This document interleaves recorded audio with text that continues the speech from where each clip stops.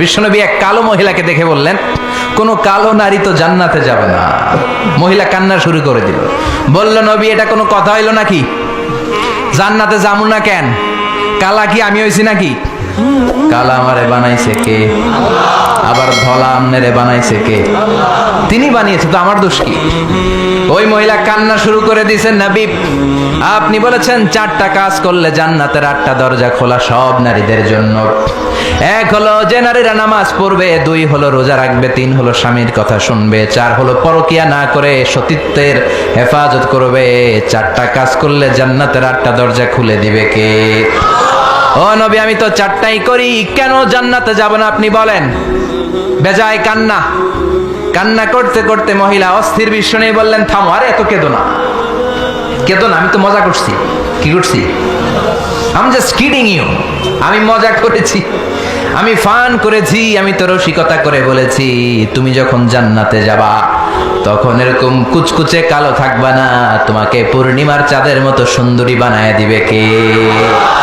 বিশ্ব সুন্দরী হয়ে হুরদেরকে ফেল করে তোমার রূপের ঝলকানিতে হুরেরাও ফেল। সুবহানাল্লাহ, এরকম সুন্দরী হয়ে যাবা। This is the sense of fun. বিষ্ণুনবী কিন্তু মাঝে মাঝে এরকম ফান করতেন। সুবহানাল্লাহ পড়েন। আবার এক সাহাবী নাম আব্দুল উজ্জা, কালিমা পড়ার পর নাম হয়ে গেল আব্দুর রহমান। এই সাহাবীর সাথে সব সময় বিড়াল থাকে। কি থাকে? জাহিলি যুগে নাম ছিল আব্দুল উজ্জা। উজ্জা একটা মূর্তির নাম, এই মূর্তির গোলাম। ইসলাম ধর্ম গ্রহণের পরে নাম রাখলো আব্দুর রহমান। কার গোলাম? জোরে বলেন। আব্দুর রহমান হওয়ার পরে এই সাহাবা সব সময় বিড়াল নিয়ে ঘুরে। মসজিদে আসলেও কাঁধে বিড়াল, মাঝে মাঝে জামার আস্তিনের ভিতরে বিড়াল, মাঝে মাঝে পকেটে বিড়াল লইয়া নামাজ পড়ে। সুবহানাল্লাহ।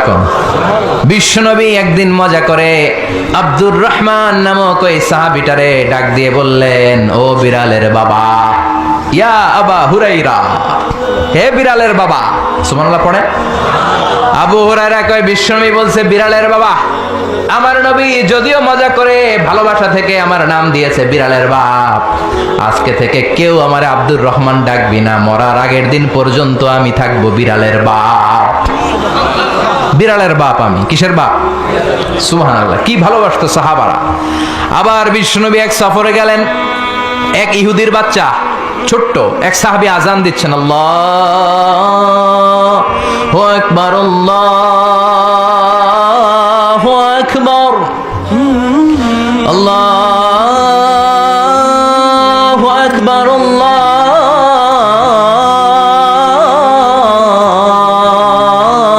আল্লাহু আকবার। এক সাহাবী সফরের মাঝখানে আজান দিচ্ছেন, তো ইহুদিটা পেছন থেকে মুখ ভেঙ্গাচ্ছে। ব্যঙ্গ করে না অনেকে? একজন যে কথাটা বললেন এটা একটু ঘুরায় বললে এটার কি বলে? ব্যঙ্গ করা। বাংলাদেশে কি বলেন এটা? এখানে কি বলেন? ফেসারায়।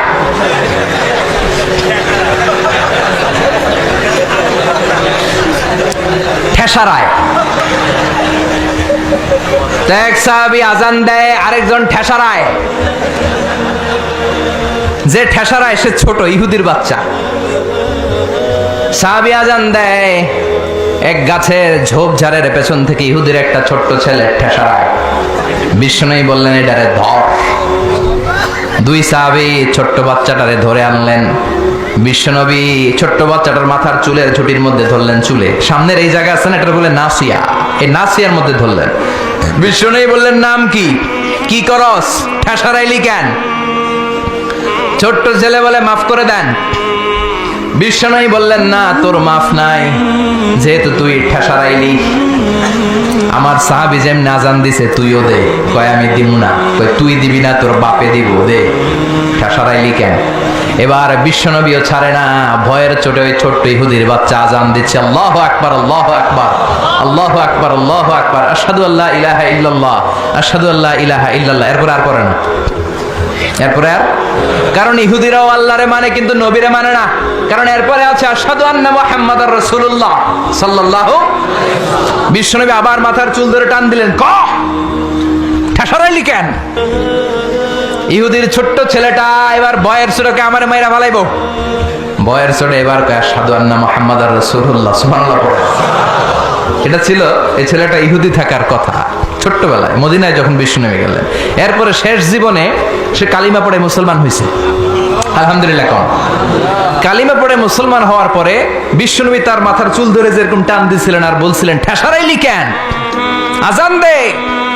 মাথার সামনের যে অংশে তিনি চুলে খাপ করে ধরেছিলেন, ওই সাহাবী ইহুদি থেকে কালিমা পড়ে সাহাবী হওয়ার পরে বিশ্বনবীর ধরা ওই চুলগুলো তিনি জীবনও কাটেন নাই।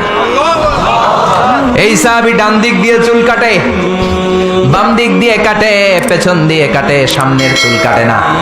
সামনের চুল বড় হতে হতে মহিলাদের মতো এত বড়, পেছনে কোনো চুল নাই, ডানে বায়ে চুল নাই, চুলগুলো পেঁচিয়ে মাঝখানে রাখে আর পাগড়ি পড়ে।